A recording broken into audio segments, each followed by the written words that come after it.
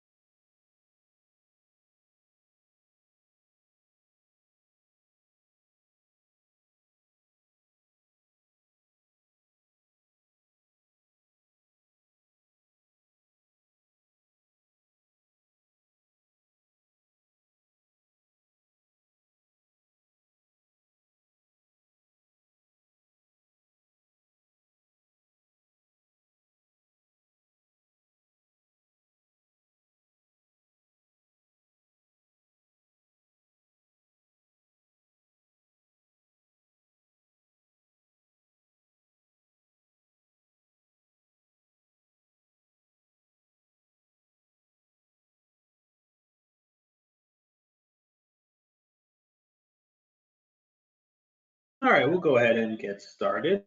Looks like pretty much everyone is on who registered, which is great. I'm glad you're able to join us again this time. I know I had to reschedule from last week. Was having some home internet issues, which is the joy of working from home, but it seems to be working now. But I appreciate your patience and flexibility, and I'm glad everyone's back. As we get started, a few things. Most of you, I think, have been on our webinars before, but we try to keep these relatively high level. We'll spend about 30, 45 minutes talking through some aspects of managing a mentoring program. If you'd have any further specific questions that you want to ask, put that in the question box so we can make that more specific to you and your program. Otherwise, you can always reach out afterwards. I'll make sure my contact information is sent out as well. We will send out the slides as well as a link to the recording of this webinar as well as the past ones for your reference. Try to do any other housekeeping stuff before we get started. But again, if you do have any specific questions, put them in the little question box and we'll try our best to answer them as we go. So first, a little bit about us. So Mentor New York, for those of you who don't know, is the New York State affiliate of Mentor, which is the National Mentoring Partnership. So we serve mentoring programs across the entire state. We have offices in New York City and our headquarters in Midtown Manhattan. I'm based in Western New York out of our office in Buffalo, as well as an office on Long Island. We do serve programs all throughout the state, not just in those 3 areas. And so we serve programs through training, consulting services, all sorts of things like that. And I am our Director of Training and Program Development, so I manage and oversee all of our program and service delivery through all those different pieces. So if you have more questions about how we can serve your program, more specifically, let me know, and we can get on the phone or something sometime in the next week or two, and I can go over that in a bit more detail. So for today, one of the things that we want to start with is just a quick question. You can put, again, the answers in the question box. What kind of things have you been doing to take care of yourself? What's your personal passion? And what tricks are you using to stay focused and organized? So what is everyone doing to stay focused and organized? What kind of things are you doing to take care of yourself? I'll say I recently picked up trying to do skateboarding, which has been fun. My wife thinks I'm crazy. She's like, I'm too old to be skateboarding. But I went to like a skate park this weekend. We went early in the morning, so we'd be like the only people there. It was just me and like one friend of mine, and it was quite the experience. But what about everyone else? What are people doing to take care of yourselves as well as stay focused? So we got a few things. Someone said trying to unplug. That's a big one. I've been doing that too. I've been reading a lot, and I read on my Kindle some, but I feel like that's still semi-unplugging. But I also try to read some of my books too. I've been reading a lot. Doing yoga, someone else said. I've been doing that as well too, trying to do some yoga. Actually, now it's reminding me it's been a while. So gardening, spending time outdoors. Those are all things that I've been doing as well too. Well, that's the gardening. My wife's the gardener, but I enjoy spending time around the plants. That's great. All right, well, we'll get started. One of the reasons we like to ask that is the types of things that it's good to ask mentors. You know, what types of things are you doing to take care of yourself? How are you managing this relationship? And being sure to check in with them, right? What sort of things are they using? So, you know, thinking about all of the things that, you know, you might ask here, these are things that you want to make sure we're talking about to our mentors as well.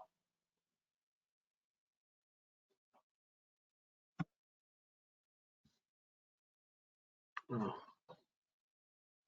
don't know why that's so small. One second.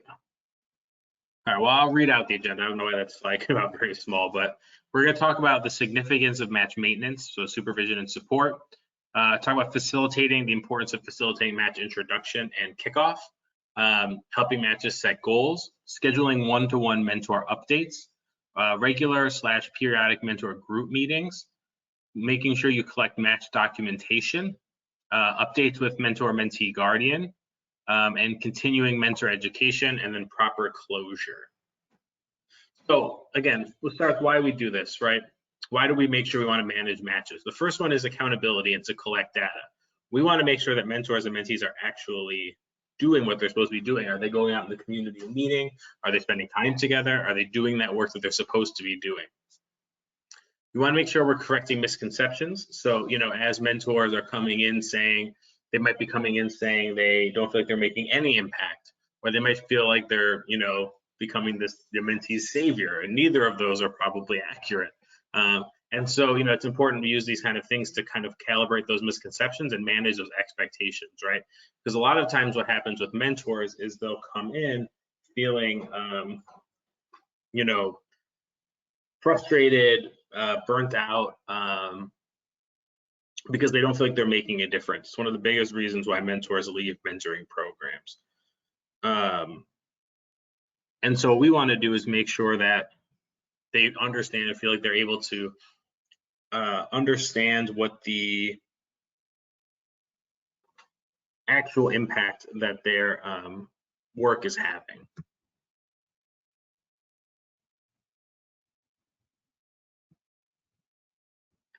We also want to make sure we're a thinking partner for them. That's something that's really important as well. And a lot of times what we'll see is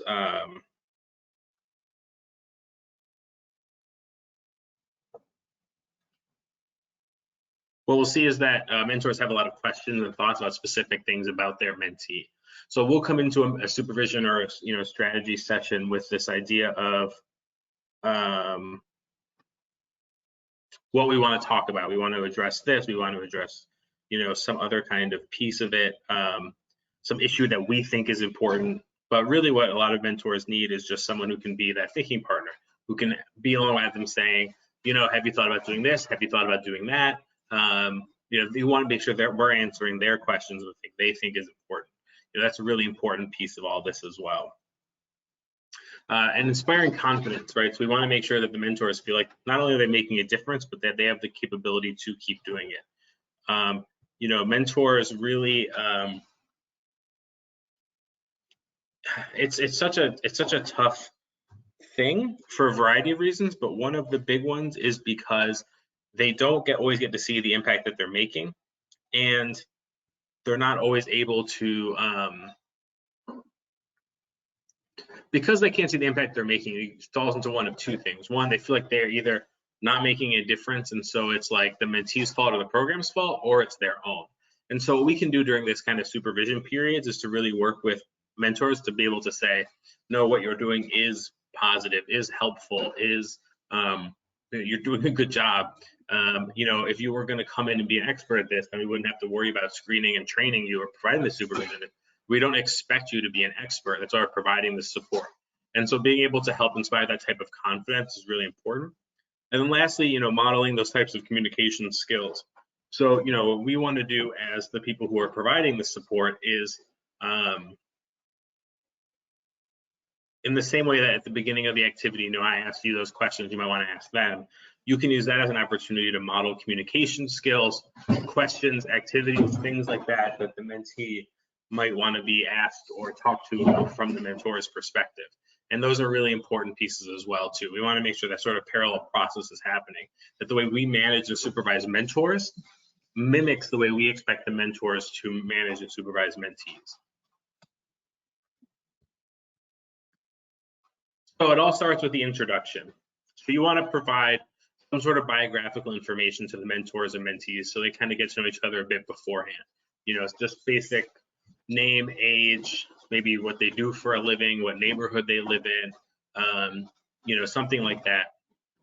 Really starting as that kind of conduit and facilitating the conversation at the beginning is really important. We want to make sure that we're present as much as possible to be that kind of pass through. A lot of those initial conversations can be really awkward, I guess, for lack of a better word, until that relationship is built. So, you know, for us, providing some of that supervision piece of it, we're managing the program, is making some of that first meeting or two highly structured and highly facilitated to help, you know, bridge and navigate some of those, some of that awkwardness, I guess. And so, you know, doing things like exploring interests and answering, you know, exploring interests and giving them questions to ask each other, activities to work on together, can be really helpful throughout the entire match process, but particularly at the beginning. You know, no one, I don't think anyone really enjoys just like sitting at a table across from someone else and having to like stare at them and just talk about themselves and like have a conversation, right? We have activities, we have structure for that reason, or at the very least, it's like, let's go play basketball or like go eat ice cream or whatever it is. You know, there's some type of thing you're doing. And so at the beginning, starting with a really strong version of that, so a really heavily structured version of that, where you're really saying, doing icebreakers, doing those type of activities, as well as giving an opportunity to ask questions, right? We want them, it's our job to be able to answer some questions. So we want to make sure people are going into this whole process as prepared as possible and feeling like they know what they're getting into as much as possible. And so being able to open the door for, you know, questions to be answered and then to kind of get to know what the process is going to look like and answer questions about the process is going to be really important at the very beginning. So we want to set goals. All mentors and mentees should be in some way setting some type of goals. How formal that goal setting process is depends on your program. So some programs will have, you know, really defined goal setting processes with timelines and forms and things like that, and that can be really helpful. Some programs might not have a really specific set of, you know, I don't know, rigid documented system of managing and setting goals, which is also fine. But it's important that they're there on some level, even if it's just the mentor and mentee kind of hashing it out in conversation. Like, you know, this week I really want to focus on, you know, one thing I've been really stressing me out is not getting to school on time in the morning because I just can't seem to get out of bed in the morning. So the goal they might set would be them getting to school on time 3 out of 5 days in a week. It doesn't have to be some very rigid, like, you know, where there's like a whole curriculum around how they're going to school. But, you know, we want to have those goals. and making sure that they're measurable, both if they're achieving it or if they're, kind of lagging behind what they would need to get there. Making sure that it's doable and in a realistic time frame. Is this something that they're actually going to do? If their goal is like, I want to, I don't know, fly an airplane on my 16th birthday, that might not be super doable. If they say I want to learn how to fly an airplane, then we might say a realistic time frame is like not 2 weeks, and so we want to make sure we're having them be realistic, because we want to make sure that they are things that can be achieved. We want to make sure we're setting them up for success. And so that's a really important piece of this as well. We want to have for each goal actionable steps. So if the goal is I want to learn to fly an airplane, then what are the steps to get there? Do they want to join the Air Force? Do they want to, go take pilot lessons? Things like that. What are the actual goals? What is the actual, if you want to go take pilot lessons, how old do you have to be, or what are the requirements? I've never used this airplane flying analogy before, so I'm not actually sure what that looks like, but I might have to research airplane flying so I can use it as an analogy again later. But having one of those steps are, and then making sure that we're working alongside of it. So if they want to get, to school on time 3 days a week, and maybe they have a day or two where they're a little laggy, and that's okay. The actionable steps might be making sure you set your alarm, making sure you're thinking about, getting out of bed, and making sure when does the bus schedule come. All those different pieces. And tracking the progress. Again, I think when it's really formal, it can be really helpful. And so for a lot of young people to have like a written, goal setting plan where they're going to write that out, and a lot of programs will use that. If your program doesn't have the capacity or doesn't feel like that's appropriate, that's, certainly not anything, horrible, but, you want to make sure there's some type of structure for goal setting there as well. And so you're able to keep track of that progress. So how close are they? What types of things are we measuring? And then once they do hit that goal, what is the process for setting a new one, right? And how are we tracking how they're progressing on those goals? And lastly, finding that, quote, hot button that motivates the mentee to continue, right? What are those things that they find motivating? What are the things that they identify make them excited about the things that they're identifying as goals, right? And it should always be things that the mentee is identifying. Sometimes we have to kind of coach them along to identifying something that they might, need to work on. But at the end of the day, it should be something that they're identifying for themselves. So another question, if you want to put some things in the question box. What's the biggest obstacle you face in monitoring mentors? And what's one tip that you would share about, keeping in touch with mentors?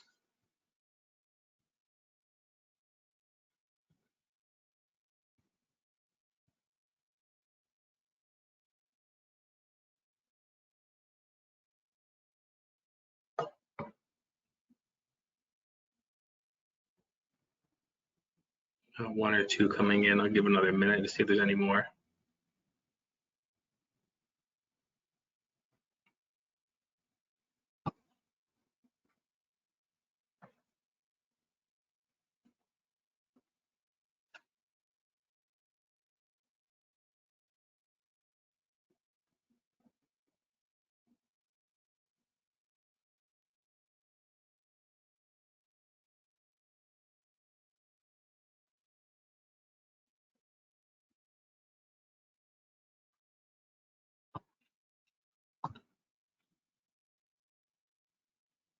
So I see a few things. A couple is just, not getting calls back. I see one or two people saying that. A few folks talking about technology, particularly with older mentors. That's something that's really common, I think, as well. One of the things on here specifically is talking about in more rural communities that not everyone even has the internet, connectivity in their house, or if they do, it can be really old and slow. But one of the tips in here says like setting communication guidelines them in the beginning. I think that's crucially important. I think that's crucially important in general with any of this, is to set those guidelines early on, whether it's your communication, whether it's any expectations. You want to make sure they're set as early as possible. For communicating with mentors, one of the best ways to do that is to try to set up some sort of schedule and have one set what's the word? I guess there's a set schedule. So like, once a month I'll call you, we have a meeting, it's set, it's standard, it's expected. It's not just I'm going to call you periodically to check in. It's we're going to talk once a month on the phone about this, and this is the stuff we're going to talk about, right? So it's structured, it's expected, and it's from the beginning, it's considered part of the expectation of what the time of being a mentor is. What some programs will do is just like, periodically we'll just give them a call just to like check in. But if they're not expecting that, they might think that means they're doing something wrong. It might mean maybe they're feeling overwhelmed and they just don't really want to deal with us right now for any number of reasons. Maybe the match isn't really working out and they're just like don't want to talk about it. So as much as we can normalize it and set the expectations from the beginning that there's just some type of like supervision process to just like check in, the more successful it's going to be going forward.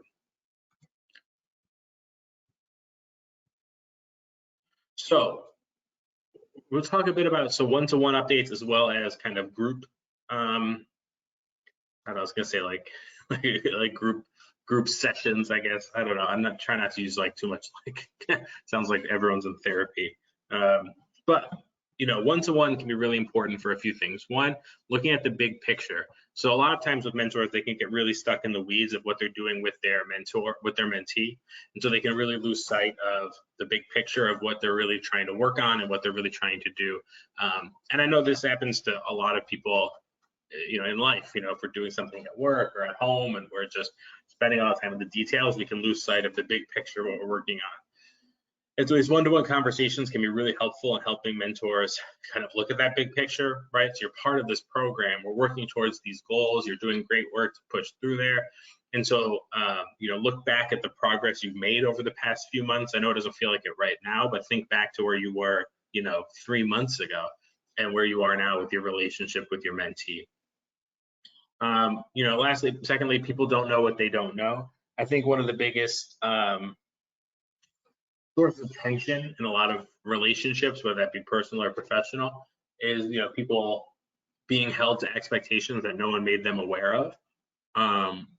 And so as much as we can push back against that in managing our mentors, that if they're they're not doing what we need them to be doing, or if we're getting feedback from the mentee and their family about something that's not working out right, we want to make sure that we're providing that sort of feedback to them, because if they don't know that they're not meeting some expectation, then we can't really expect them to fix it. And then as well as making sure it's a good time to provide individual coaching. You can talk about specific scenarios. We can talk about specific issues that they're having and, provide them coaching and support around, whatever specific things they're dealing with. Reviewing progress, like I said, looking back from the beginning of where they were, say, looking where they were 3 months ago, 6 months ago, a year ago, however long ago, and just saying, look how much more comfortable you are. Look at the growth you and your mentee have made in your relationship. Look how more comfortable you are together. Look at, all the ways you've helped each other. That can be really helpful, especially if they've been setting those goals. You can point to, look at these 2 or 3 goals that you set and really accomplished. That can be really powerful. Listening, it sounds simple, but it's not. So it sounds simple, but I guess it's easier said than done sometimes. And I think spending that time for us to listen to mentors about what they're dealing with, what they're struggling with, can help us modify and edit our program to better serve them. So if we're hearing mentors talking about how they're not feeling supported, or if they're really struggling with some of the activities or goals, or they're having specific issues with their mentee, you want to make sure you're there to hear from them, not just provide them updates. A lot of times what I'll see with mentoring programs, they'll use these one-to-one updates just to provide information to the mentor. So they'll just be like, oh, let's get on the phone and let me give you some updates on what our programming is going to look like this month, and what we're hearing from your mentee's school about how they're improving. And that's great, but we also want to be there to listen individually from the mentor about what they're dealing with. And we're gonna get a lot more of a window into the mentoring relationship and the matches process, listening that way. And that's gonna allow us to illuminate those successes, right? We wanna highlight the things that they're doing that's really well, working well and is effective. Again, if mentors are caught in those weeds of those details of, and feeling more stressed out, or that they're not making any impact, or not feeling like they're making any impact because they can't always see it, this is an opportunity for us to be able to illuminate those things that are doing really well. So we're hearing from school that your mentee is working a lot more positively with their peers, or they've been to school on time every day this week, and like that's great. And they might not know that. Maybe the mentee isn't really sharing that. And lastly, again, modeling some of that strength-based communication, thinking about how do we want our mentors to communicate to our mentees, and making sure that we're actually, delivering our own communication and our own feedback in the same type of model.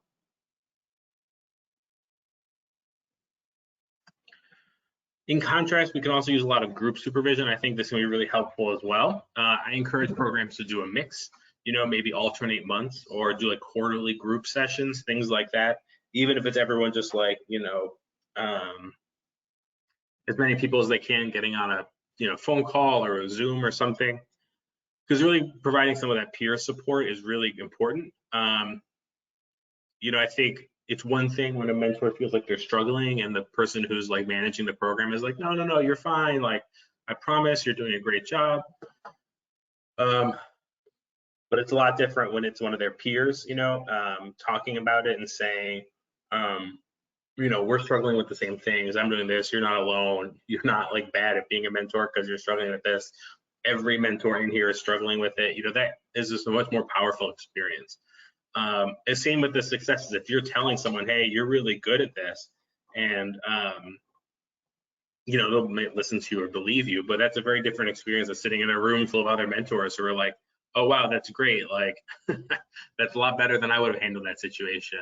And so they can share those challenges, right? They can talk about those specific things that they're dealing with their mentee, get some coaching and support and feedback. And honestly, they might get better solutions than what we might have given them as the program manager, sometimes from the other mentors, right?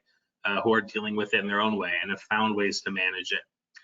And again, sharing those successes as well. So they're dealing with those challenges, they're dealing with those successes, they're sharing them and feeling like, a lot more of that mutual peer support. It's also a continued training opportunity. I think we'll talk more about that in a few minutes. But part of that supervision process, especially when the group is providing additional trainings. Sometimes mentoring programs will just provide that kind of initial training and then say, okay, you'll be on your way for a year. But if I'm giving someone a training at the beginning and we're talking about active listening or trauma or relationship building skills, things like that, and they've never been a mentor before, it's going to be very abstract to them. They're not really going to understand what we're talking about in the same way. Whereas, 6 months into the mentoring relationship, and then you're talking to them again about, relationship building skills and trauma and how it functions in young people and, human development and brain development. All these things are going to be a lot more tactile for them. And so being able to provide some additional trainings as they go can be really powerful. And I think we'll talk more about that in a minute as well. And lastly, an open forums event. I think obviously we want to make sure that it's, just like venting gets out of hand. But it's a normal, healthy human, experience to want to vent about our stresses and our experiences, the things we're dealing with a group of people who can actually understand and relate to it. And I think we all experience this, at work. If I go home and I'm complaining to my wife about something at work, and she's just like, that sounds, that doesn't sound fun, but I can't like really relate to it. That's very different. Than with my coworkers who might actually be able to kind of relate to what we're talking about. So again, that continued education, that was one of the pieces that I think is really important with this. So we don't want to just be doing training at the very beginning and then not provide any additional trainings down the road. We want to make sure we're focusing on expanding those mentors' knowledge, whether that's the latest research or skills that they should be aware of, things like that. we want to make sure we're asking them about what types of things do they want to hear about. Using those, we can use those group supervision sessions to both pull them for things that they're feeling like they really want to see addressed, as well as listening for common themes. So if you're hearing a lot of mentors talking about struggling with a specific issue or a specific topic or something like that, then we know that's something they need a little additional training on. So explore new activity ideas. So, if you want to, take them as part of your group supervision, one of the things you could do is, like, if you wanted to take the group of mentors and mentees to I don't know, I'm trying to think of something we can actually do these days. Take them to I don't know, there's a mentoring program in Buffalo here that's been taking young people out fishing. That's something they can do with adequate distance between all of them and still get a good positive experience out of it. So they go to a pier and they all kind of fish. And so you could take the mentors and do that first, right? And explain to them, like, this is what we're thinking about doing. And it's a good bonding experience for them, as well as gets them prepared to work with the mentees.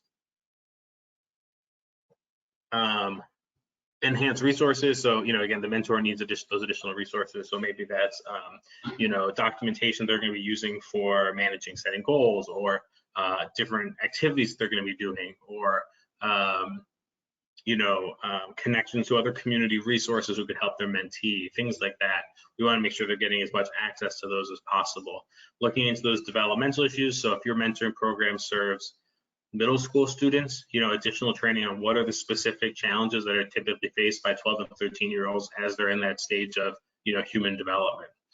And understanding systems and agencies. This is really important particularly if your program serves, people from a specific, target population that might be foster youth, or a specific school, or focused on access to higher education or career. So working with mentors, so that kind of helping them understand, what does the financial aid system look like? What does the foster care system look like? What are the different agencies at play? Things like that. That can be a really helpful way to use some of this time. Documentation is a really important big piece of any mentor management, supervision, and tracking plan. So what are your program metrics? What types of things are you wanting to be doing? A lot of programs will be using like pre and post tests, but it can also be really important to use touch points during the match, right? So maybe doing different types of surveys between, or using those goal setting to really expand on what type of progress they're making during the match, so not just pre and post. So that can be really important. We can use that time to have mentors and mentees journal how they're feeling. That's not something necessarily programs want to manage and like document all and hold on to for their own records necessarily, but it can really help mentors and mentees see some of their growth over time. Then they can go back and say, let's read your journal entry from however long ago, and they'll be able to identify, oh wow, when we first started, I was really struggling with this particular piece of this relationship, and now I feel a lot more equipped. Record activities. So we want to make sure that the mentors are actually meeting, so especially in community-based programs, having some sort of documentation that they're saying, we met on this day for this long, this is what we did, here's what we worked on, this is how it went, just so they can really, that's an accountability protocol, right? We want the mentors and mentees to actually be meeting and doing mentoring. Expense reports, for some programs, especially if you use staff instead of volunteers as mentors, you're probably going to want to make sure we're tracking that. Most volunteer programs, wouldn't be tracking mentors spending, because we have different policies around that. Typically, they just don't, it's just not really something they worry about as much. But especially if programs are using, mentee staff as mentors, that can be really important as well. You want to make sure you're tracking that, obviously. And then again, just overall tracking any of that progress. So looking at those goals, looking at those pre and post tests, doing the different surveys during the match, just making sure you're getting an overall picture of what is the progress of our match looking like. Some of that's going to be, maybe quantitative from using various metrics they use to measure program success. So that could be attendance at school, academic improvement, literacy, pre and post tests that use like Likert scales of, on a scale of 1 to 5, things like that. And some of that's going to be qualitative of, seeing and observing the progress that mentors and mentees are self-reporting through their goal setting forms or their activities forms and all those types of things and things you're hearing in supervision. But making sure that, using documentation to track that progress over time and not just using either a pre and post test for a match or even like once a year, doing something more frequently than that. It's going to be really helpful for you. So as mentors, most of the time you'll be doing a lot of the supervision and management with the mentors, but it's also good to do check-ins with mentees. So follow up with the families, making sure that they're comfortable with what's happening. Are they aware of everything the mentor and mentee have been doing? Are they communicating with the mentor? Is the schedule being actually followed? If they're supposed to be meeting with their mentee, I don't know, twice a month, 4 hours, are they actually doing that? And being able to talk to the mentee about what are your thoughts and feelings of the match? How are you getting along with your mentor? Are you feeling like there's progress being made? Are you feeling like there's not? What can we do to support you as well? That's going to be a really important process as well. So, I think the mentors need a bit more of that ongoing support, but as much of that you can provide to the mentees is also really important. Depending on what the capacity of your program is, you might have less time and energy to be able to do that, but it can make a big impact or a big difference in how much impact your program has. And finally, looking at the end of the relationship. So having a universal protocol around closure. What does your program do at the end of the match? So if you're a 12-month program or an academic year program, at the very end of that year, what are they doing to say goodbye to each other? So your job is to really making sure that the mentor is equipped as possible to have that conversation with the mentee. So with the mentee, you're going to talk about what, and you're going to talk about how, right? So what is this relationship going to look like after this endpoint? Some programs might allow mentors and mentees to renew their relationship. Some mentees really graduate out of the program, and that's okay. It's really about making sure the mentor is equipped as possible to have that conversation with the mentee and ahead of time. So you want to have that timeline. So if your program ends, say it's a school-based program that ends in early to mid-June, you're going to want to make sure that closure is starting to be talked about at the beginning of May. So at the very beginning of May, what types of things are you guys talking about to make sure that the mentors are as equipped as possible to have that conversation and the mentees are feeling equipped, right? So if the mentees and the mentors are going to start talking about the end of the relationship maybe a month beforehand, saying things like, okay, we're coming close to the end of the year, how are we feeling about that? Let's take some time to think about all of the great progress that you've made over the last year, all sorts of things like that. Then we want to make sure that we're on the supervision side giving a bit more lead time on the other side. So if we want the mentors to start talking to the mentees about, closure, say a month beforehand, then from a supervision side, then maybe a month before that, we want to be talking to them about the mentors about how they're going to be doing that. So what types of things are they going to talk about? Because for a lot of times the mentors is just as uncomfortable with the ending of the relationship, and they don't have the same skills to navigate that. And so we have to train and equip them to then take that skills and that energy to the mentee to talk about it. So giving them that positive feedback and encouragement, celebrate the relationship at the very end, having some type of maybe even graduation ceremony, end of the year celebration, throw a party, really underline and underscore how much growth they've made over that time. If it's a longer than a 1-year program, sometimes we'll do this every year. Well, they'll kind of do like a recommitment or, a celebration of another year in the books, even if they're going to be continuing after that. But it's good to take that time to, celebrate where we've been over the past, however long. But eventually, the mentee will either age out of the program or, and even if, I think it's important to think of closure as a conversation on renegotiating the relationship, so that sometimes that looks like, we're not in relationship anymore. Like, you know, I'll always be around. If you need something, you can call, but we're not going to, like, you know, see each other on a regular basis anymore.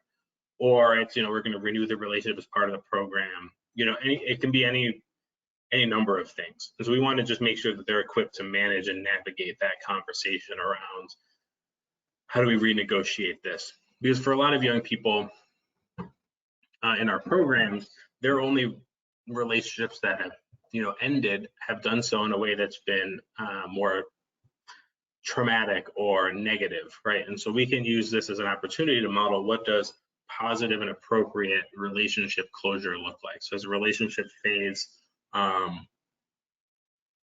you know, there's good ways for that to happen. There's healthy ways for that to happen, and we can model that through the mentoring relationship. Cool. So that's the content we got for you for today. I'm going to open up for questions. You know, like I said, we try to keep them a little bit on the shorter side so we can really answer as many questions as possible. What I'll also ask you to do is you can complete a quick survey. So on your screen, you'll see a QR code. If you open up your phone and point it at the screen with open up the camera on your phone and point at the screen, it should open up a little link at the top that'll take you to SurveyMonkey for a quick survey. And I would really appreciate if everyone did that. Otherwise, I'll give it a couple minutes to see if anyone has any questions they want to put in.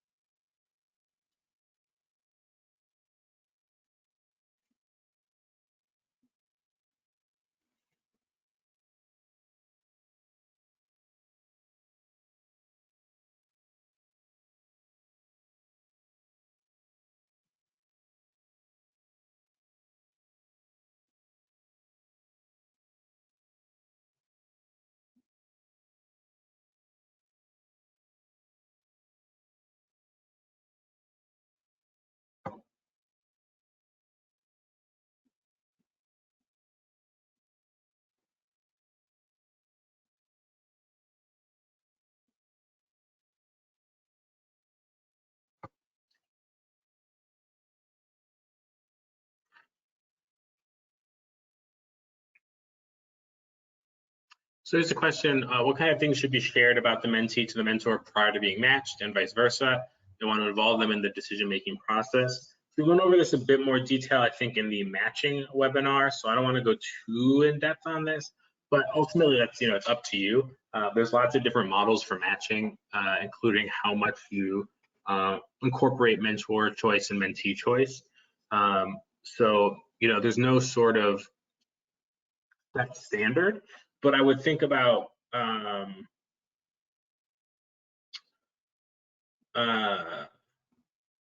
playing through the dynamics of, you know, what is it, you know, mentee. I guess what I would say is I would encourage erring on the side of letting the mentees have more voice than the mentors, mentees and families. I think we've found that to be a bit more successful, and, you know, programs that empower the young people's voices and their families' voices tend to be a bit more effective in general. But most programs will share, you know, something beforehand, you know, just to kind of make them feel comfortable. Ultimately, prior to being matched, before that initial meeting, the most important thing is making them both feel like they have a good handle on what they're getting themselves into. What we don't want to have happen is the mentor and mentee showing up to the very first meeting feeling like, oh, I just kind of, I'm walking into a room that I have absolutely no idea what's going to happen when I get in there.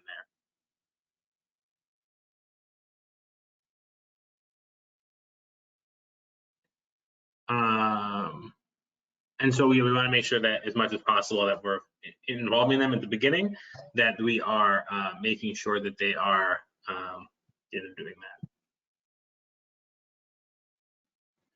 that. Someone said they don't see the option for today's West. Let me just double check really quick.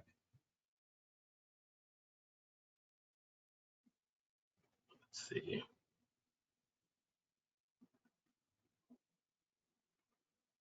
Oh, you know, it looks like this was, I think I have the wrong QR code in here. So I'll send it in the follow-up email. But thank you for letting me know. So don't worry about the survey with the QR code. We try to be all, you know, fancy with the technology, and this is what happens. but I'll send the direct link in the follow-up email that we'll send either later today or tomorrow. But it looks like that was most of the questions. If you do have any other questions, feel free to let me know. We're happy to work with programs more directly on stuff that's happening specifically with your programs, and we're always happy to be a resource. I hope everyone has a great rest of your week, and thank you for joining us.